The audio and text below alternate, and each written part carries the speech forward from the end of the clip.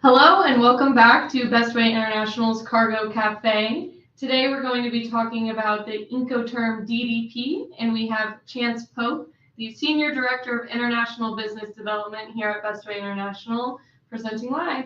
I'll turn it over to Chance now, and at the end we'll save time for comments and questions. Just go ahead and type those in the chat at any point when you think of it, and we'll get to it at the end. Thanks so much, Libby. And thanks everybody for joining us. I hope some of you are in a warmer, less wet area than we are here in Kansas City. Again, welcome to the second episode of Cargo Cafe. My name is Chance Pope. I am, as Libby mentioned, the Senior Director of International Business Development here at Bestway International. I have about 17 years of experience in the industry, and hopefully I will do as good of a job as Jay did on the last one. Incoterms, we at Bestway think that this is one of the most important parts of international trade. If you're involved in international buying or selling, it is highly recommended that you have a great understanding of Incoterms. On the agenda today, we're going to do a brief introduction to Incoterms 2020 as a whole. We will then deep dive into the term DDP. We'll talk about gotchas, suggestions, and some best practices. And then, as Libby mentioned, we'll have some time at the end for your questions and maybe some stories or real life applications to the Incoterm DDP. Incoterms. Incoterms are always three letters followed by a named place. The named place is really critical. The three letters dictate which of the 11 terms are being used, but the named place is required, as the named place specifies the location where the transfer of risk for loss or damage happens. That transfer of risk for loss or damage between buyer to seller, seller to buyer, happens at the named place that follows the three-letter Incoterm. So again, the named place is really important. If your documents just specify DDP, they're not telling your logistics providers and the people involved with the transaction where the transfer of risk is actually going to happen. So Incoterms in general, they were first developed in 1936. They were originally developed by the International Chamber of Commerce.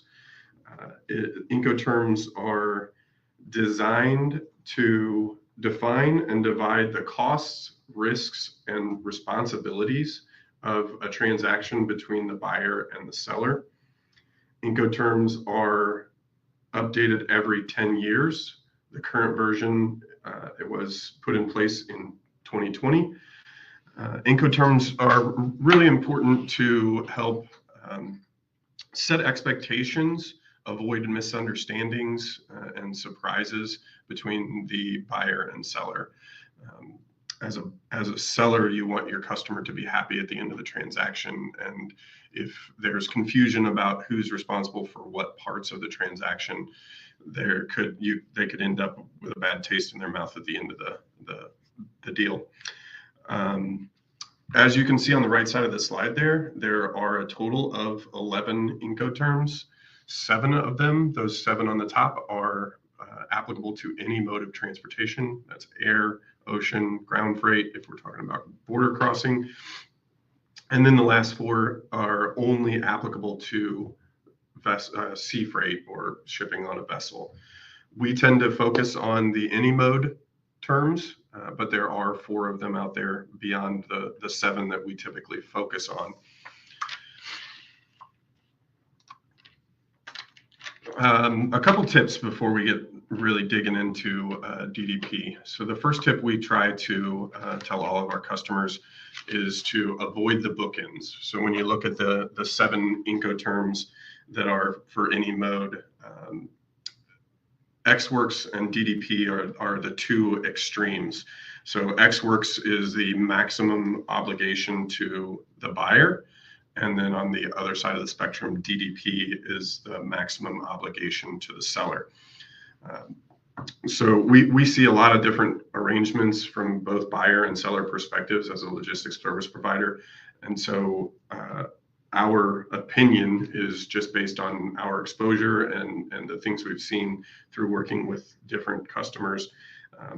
The relationship you have with your client and the way that you as a company want to buy or sell should dictate, not necessarily what we suggest, but we're just offering a little bit of expertise based on our exposure. So the first tip is try to avoid the bookends. The next tip we would advise is to standardize the terms for your organization or simplify them. As sellers, we recommend choosing one term for collect shipments and one term for prepaid. If you're selling on collect terms, that should be an E or an F term. If you're selling on prepaid terms, that should be a C or a D term. For buyers, we would recommend FCA for maximum control and visibility. But ultimately, the recommendation here is to make sure that your organization has a standardized set of terms that work across different parts of your organization. So you want your sales team to be selling on terms that your logistics team agrees with and can accomplish. And so again, to recap the couple tips that we had there, avoid the bookends of XWorks and DDP, although sometimes DDP is necessary, and we'll get into that a little bit more. And then standardize your terms across your organization to simplify things. All right, so let's dig into DDP. That's what we're all here for today. DDP, as I mentioned earlier, is the max obligation to the seller. It means that they are responsible for all the transportation as well as the customs, duties, taxes, and VAT. DDP is an abbreviation for delivery duty paid. Delivery occurs, and in terms of Incoterms, the term delivery is when the transfer of risk for loss or damage occurs. And so with DDP terms, delivery occurs when the goods are made available at the buyer's named place of destination. Unloading is not the responsibility of the seller, but the responsibility of the buyer. As I mentioned, seller pays all costs up to the delivery point, including customs, duties, and taxes. And the Incoterm DDP is applicable for all modes of transport, air, sea, and ground freight. So what are the obligations? Seller's obligations are, if you're familiar with the DAP term, which is delivered at place, that is essentially door to door, or if the buyer has, if seller and buyer have agreed on a location other than the final door, but transportation essentially door to door, and then including customs, duties, and taxes, as we mentioned. As a seller, your obligation to handle customs, duties, and taxes requires that you can either directly or indirectly obtain import clearance in the destination country. That can be tricky. A lot of countries have import licenses or special permissions that are required. So if you're going to sell on DDP terms, we really recommend that you double check the destination country that you're selling in and make sure that you have all of the right authorities in place to be able to do that. One thing we do mention is the VAT tax or value added tax that many countries apply to imports is included in DDP unless specified. We do see a lot of customers specify DDP excluding VAT. And we would recommend that if you're shipping to the EU or any other country that has a VAT refund when paid for by an entity within that country. So what are some of the advantages? We've said a couple different times that we recommend trying to avoid it, but it's not always possible to avoid it, and there are some advantages or reasons why you would want to buy or sell on DDP terms. As a buyer, Your only obligation is to unload at the delivery vehicle and accept the delivery once it arrives. This is the easiest way to understand your complete landed cost. However, you have the least amount of visibility and the least amount of control over that. For exporters or sellers, there's a few advantages. Most of them are centered around customer care or taking care of your customers. So a couple of the most prominent uses of DDP would be replacement parts or warranty repairs. You sold a machine or a product to your customer and something's not working correctly. You wouldn't want them to have to pay for customs duties and taxes on additional parts or warranty repairs. Samples is another way, another area that people typically will ship DDP. A lot of manufacturers of large machinery won't be the importer of record because they don't want to take the liability on. But when you're buying a big machine, spending hundreds of thousands or millions of dollars on machines, you want to make sure that your products are going to work in those machines.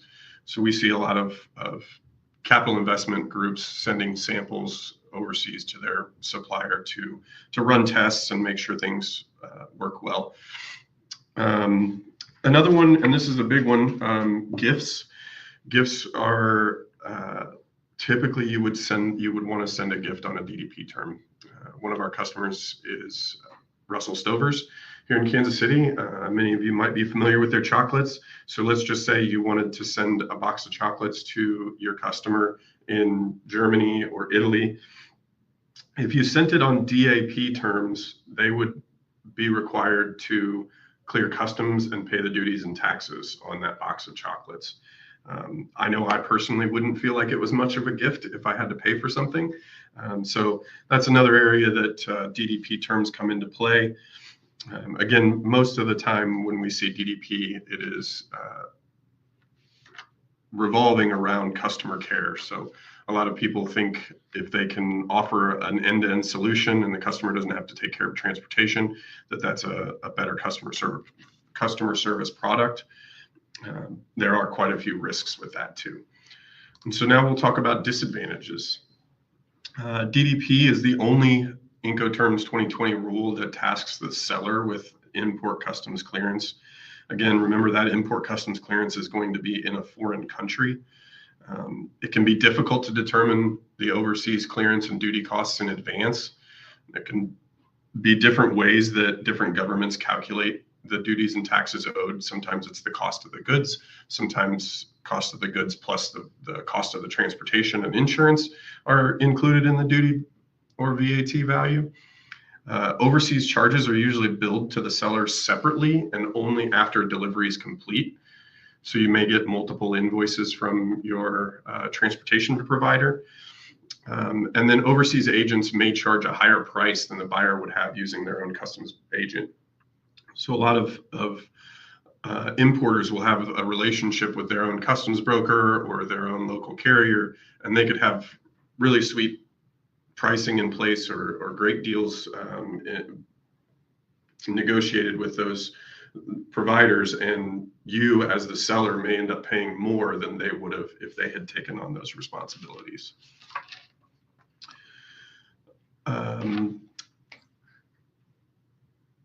Another disadvantage I meant to mention on the last slide, I apologize for advancing early, is direct carriers or integrators. If you're selling on DDP terms and you work directly with the carriers, those carriers that offer end-to-end solutions, carriers meaning airlines or steamship lines, the integrators, they usually don't handle formal entries correctly.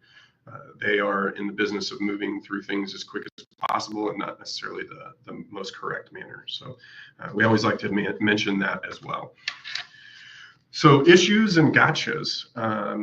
Remember, as we mentioned a couple times, delivery duty paid represents the maximum obligation on the part of the seller. The seller must pay for transport to the named destination. Taxes and VAT are still the seller's responsibility unless you have a stipulation in your agreement with your buyer. Sellers, again, are advised not to use DDP terms unless they have the ability to directly or indirectly customs clear in a foreign country. We do recommend insurance, but it is not required by the rule of the DDP Incoterm. There's a gentleman named Frank Reynolds that I had the pleasure of listening to him speak about Incoterms. He's considered the foremost expert in the U.S. on Incoterms. He represented the U.S. At the Incoterms revision panel in 2000 for the 2000 Incoterms, the 2010, and the 2020 Incoterms. So he's very well versed and understands it. He wrote a book called Incoterms Rules for American. He has a couple things to say about DDP, and these are his words, quote unquote, DDP is extremely risky for the seller. No sane person would write a business plan using D terms. So in his point of view, everyone in the deal should have to deal with their own government. So if you're a seller, his recommendation and our recommendation is you leave the customs and the interaction with the regulatory authorities in the foreign country up to your buyer. We are winding down a little bit, so if you'll get your questions ready, I think there's been a couple questions coming through, but we'd love to see more, and we'll have plenty of time to discuss. Seems like I'm moving through the slides a little faster than I had anticipated. So just a little reminder to have your questions ready. And then here on the slide, you can see we've got another reminder to, avoid the risk gap by not using the bookend terms, Ex-Works and DDP, as we mentioned. Something else to mention, if you ship on letters of credit or milestone payments, you should be using a C or a D term, but we don't recommend using a DDP term because there's just too much work you have to do before you can get paid. Next, we have a little resource here. So this chart is one that our entire team here in the Bestway office, the operations team, all have these posted by their phones. If we get an email or a phone call and someone's mentioning a term, we can easily look up the Incoterm on this chart and see the different responsibilities if we're not already extremely familiar with it. We have plenty of these. We'd be happy to send you one if you're interested in one of these or want one of these. Please reach out to your account representative or to me directly. Anyone on the Bestway team, we can get one out to you. A couple other resources. I mentioned the book earlier by Frank Reynolds called Incoterms for Americans. It's a really good book. I think he sells it for around $60. We can get you a link for that if you want.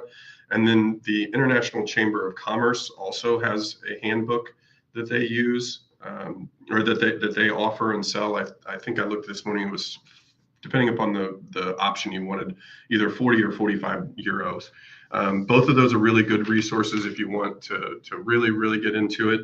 And then we at Bestway also consider ourselves to be a resource. So if you have questions after this and want to dig deeper and don't want to read a book, feel free to reach out to one of us and we can set up a call or a conversation and talk through that.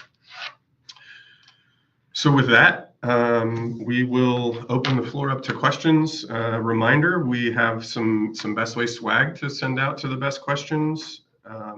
So let's hear what the first questions are. Yeah, so we have a couple questions in the chat so far. This first one's coming from Devin. It says, with DDP, it is understood that you should have a tax entity into the country shipping to be able to ship DDP. Is this valid? If it is, and you do not have a tax entity in that country, how can you use DDP when the customer is adamant to this when we push for DAP, worst case scenario? Great question, Devin. I think that's a misnomer. You don't necessarily have to have an entity in country. Especially here in the U.S., we have what's called a foreign importer of record. We can register a foreign importer as or a foreign shipper as the importer of record. The U.S. entity that is the end user, all we have to do is put their EIN number on the entry itself. And that's just purely because U.S. Customs wants to know that there is a U.S. party involved in this transaction. So we don't have people just sending stuff and leaving it. That I know that Canada has that option as well. Some countries don't allow DDP at all. Brazil is one of them. The tax authorities and the customs authorities require that the importer of record pay the duties and taxes. So in my opinion, or in my understanding, there is no requirement to have a tax or an entity in the country, but there could be some registration or legwork that has to be done up front. If, Devin, you have a customer that's saying it has to be DDP, reach out to us.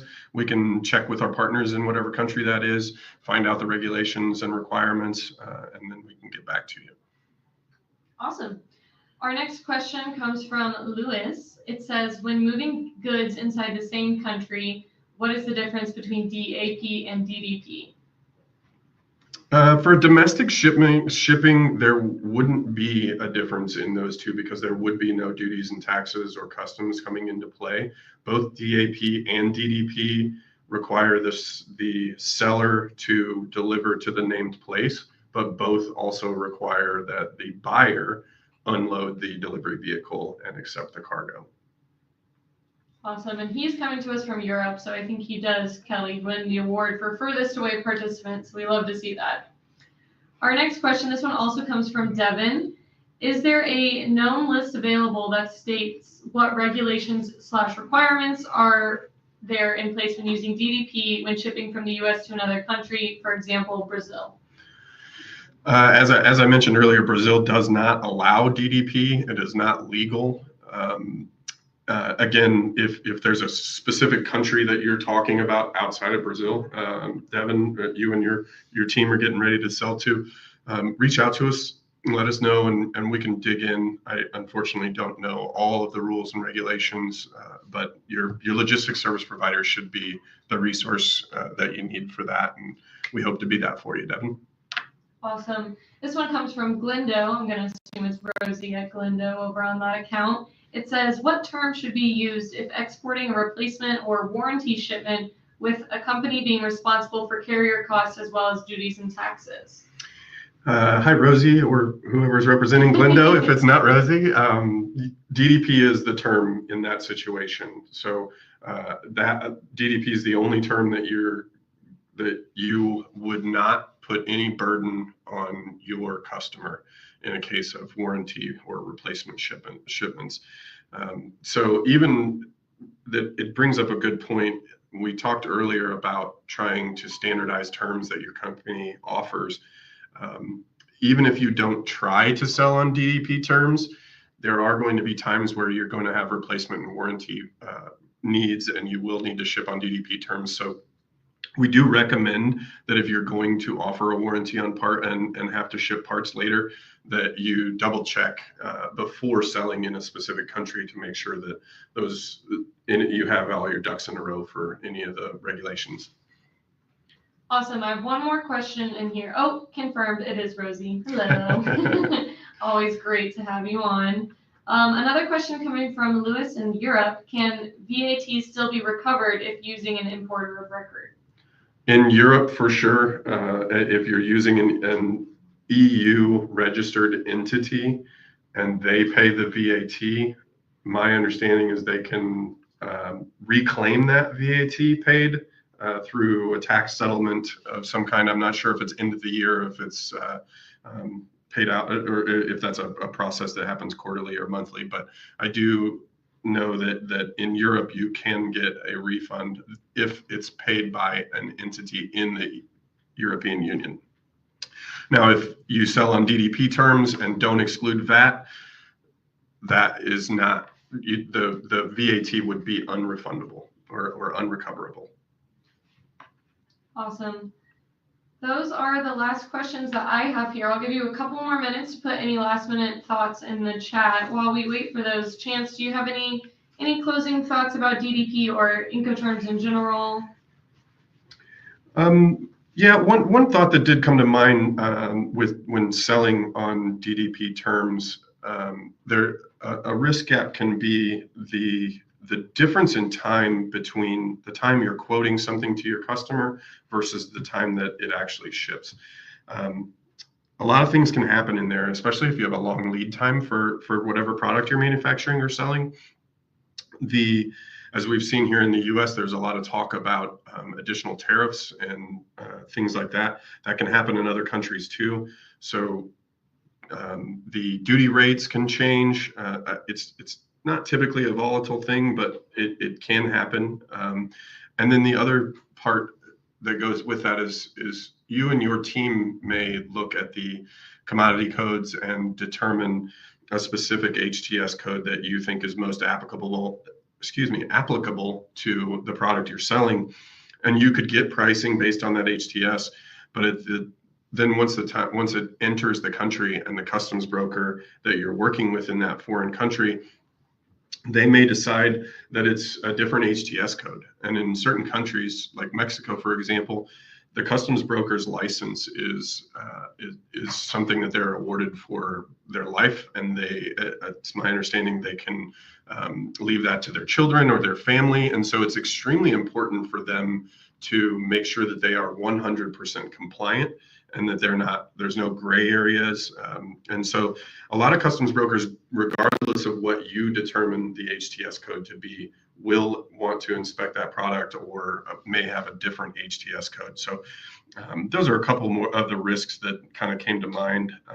And then while we're waiting on other questions, just a reminder to everybody, if you have any suggestions for future Cargo Cafe topics, we'll continue to go through Incoterms, but any other suggestions for topics, things you'd like us to discuss, we'd love to hear them. Awesome. And I did get one more question here. It says, can you explain why DDP is not an advantage to buyers when it comes to paying duties and taxes, duty/outlay fees, annual tax implications, etc.? So when you're buying on DDP terms, it is, as we mentioned earlier, it's the simplest way. It's likely the most concise way to have your landed cost and know your landed cost without having to engage with a trade attorney and a customs broker. If you get a DDP cost from your supplier, then you know exactly what the cost is plus the product of the value of the product. That's really the only advantage as a buyer that I can think of. You wouldn't be able to, if you're buying on DDP terms, there would be no duty drawback. There would be no way to reclaim any duties or VAT that was paid on that specific shipment. So that's really the biggest advantage is just that there's no obligation other than unloading and accepting the delivery. I hope that answers your question, Kelly. Awesome. Well, I'm not seeing any other questions come through, so we can start to wrap this up. As always, please reach out to your Bestway rep with any questions regarding Incoterms or shipping in general. If there are suggestions for future Cargo Cafe topics, you can always leave them in the comment section below this post. I will be sending a follow-up email with just kind of a recap. I'll include the presentation that we went over today, and we look forward to seeing you all again soon in our next Cargo Cafe presentation.